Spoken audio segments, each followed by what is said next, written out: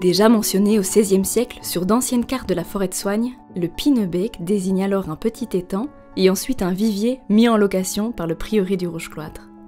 Son nom provient d'un ancien ruisselet. Il prenait sa source sur les hauteurs du Diependale et alimentait le vallon humide avant de rejoindre la Woluwe au niveau du Tenreuken. Mais la mare que nous voyons aujourd'hui est beaucoup plus récente. L'urbanisation galopante de l'après-guerre ratisse les dernières friches agricoles afin d'y construire parcs à bureaux et quartiers résidentiels. Dans le courant des années 1950, l'ancien chemin qui reliait depuis la nuit des temps Boisfort à Odorghem est nivelé, agrandi et bétonné. L'énorme prairie qui le jouxtait fit place à un défilé de pelleteuses et de bulldozers, et en quelques années, sous l'impulsion du promoteur Etrimo, le clos résidentiel du Parc des Princes fut inauguré. Vestige de sa construction, les terres excavées formèrent un énorme remblai qui occasionna la retenue des eaux de ruissellement. Le vallon humide se transforma en mare et donna naissance à la future réserve naturelle du Pinebeek. Alors ici, on se trouve dans la réserve naturelle du Pinebeek, donc la plus petite réserve de la région bruxelloise. La mare fait 30 ares et la réserve en elle-même fait 1,2 hectare. Et on est à la frontière de la commune, entre la commune de Watermal-Boisfort et d'Odorghem. Cette réserve constitue un petit joyau de biodiversité au sein de la forêt et de la commune. Ici, on a la chance d'être dans une situation de fond de vallon humide, partiellement inondé, avec une faune et une flore qui sont propres à ce type de milieu, rares en plus en forêt de Soignes et donc à préserver. Les populations animales et végétales qu'on rencontre sont avant tout, de par la présence de la mare, une population d'amphibiens, le crapaud commun, la grenouille rousse, certaines grenouilles vertes, mais qui sont plutôt issues d'escapades venant des maisons. Au niveau des tritons, on a le triton alpestre, le triton ponctué et le triton palmé. Également des oiseaux comme le héron, comme des oiseaux liés au milieu aquatique, une série de canards ou d'oiseaux de passage qui peuvent migrer et utiliser ces points d'eau comme aire de repos. Des espèces qui se font plus discrètes, les chauves-souris par exemple, qui aiment à venir en fait profiter d'une surface d'eau et à l'aide de leur appareil d'écolocalisation, chasser et attraper des petits insectes volants. En termes de végétaux, il y a toute une série de plantes inféodées au milieu humide et dont la plus emblématique qu'on connaît bien, c'est l'iris jaune, l'iris des marais, qui est l'emblème et le symbole de la région bruxelloise.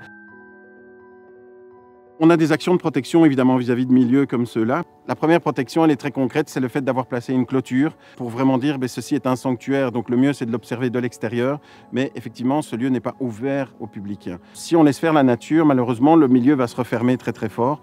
Ici ce qu'on veut c'est maintenir une certaine lumière qui arrive sur la mare et aux abords, et donc faire en sorte de faucher régulièrement les abords de la mare, qui est effectué en évitant de toucher les essences rares comme les iris jaunes par exemple.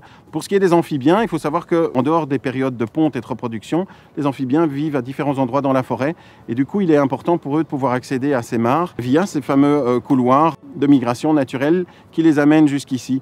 Également ce qui est très important c'est la gestion des vieux arbres et du bois mort parce que il y a toute une richesse au niveau des chauves-souris, au niveau des insectes, donc l'entomofaune, qui y trouvent refuge et nourriture. Alors effectivement, la réserve naturelle s'intègre au sein de cette forêt extraordinaire de presque 5000 hectares qu'est la forêt de Soignes.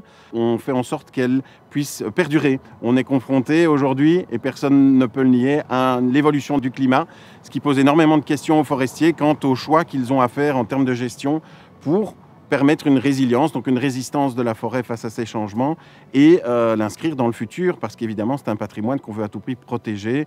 La forêt de Soignes est essentiellement composée presque à 75-80% de hêtres et il faut savoir que le hêtre n'aime pas ce qu'on appelle les stress hydriques, c'est-à-dire d'avoir de temps en temps énormément d'eau et puis plus du tout d'eau pendant des périodes de sécheresse. Ça amène des souffrances en termes de conduction de sève de l'arbre et ça l'affaiblit, ce qui veut dire qu'il est potentiellement plus facilement attaquable par des ravageurs, des insectes, des champignons. Donc ça, c'est notre travail de forestier que d'évoluer vers une forêt plus diversifiée avec entre autres beaucoup de chênes ou d'autres essences comme le tilleul, l'érable, le charme et des choses comme ça.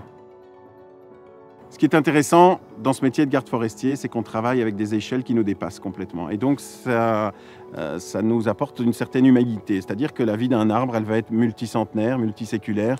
Un hêtre va vivre 200 ans, un chêne peut vivre jusqu'à 1000 ans. Donc effectivement, notre gestion, les choix que l'on fait dans la gestion forestière ne seront pas pour nous, mais seront pour les générations futures. Le garde forestier qui va faire une carrière d'une trentaine d'années ou maximum une quarantaine d'années n'est quasi qu'une goutte d'eau, n'est rien à l'échelle de la vie d'un arbre. Donc, il faut rester humble.